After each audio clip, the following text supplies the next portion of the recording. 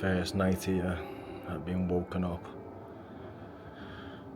I'm not sure you can hear that, but that's the air raid siren of the city being under attack and that threat.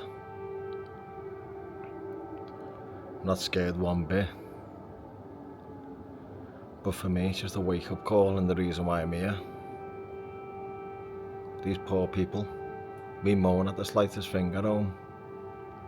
Do you know how many families I've seen today saying bye to the dad, not knowing if they're going to come back?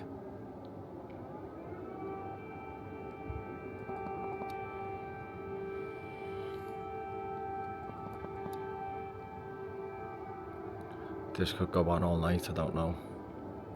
To be honest, it usually lasts about an hour, apparently.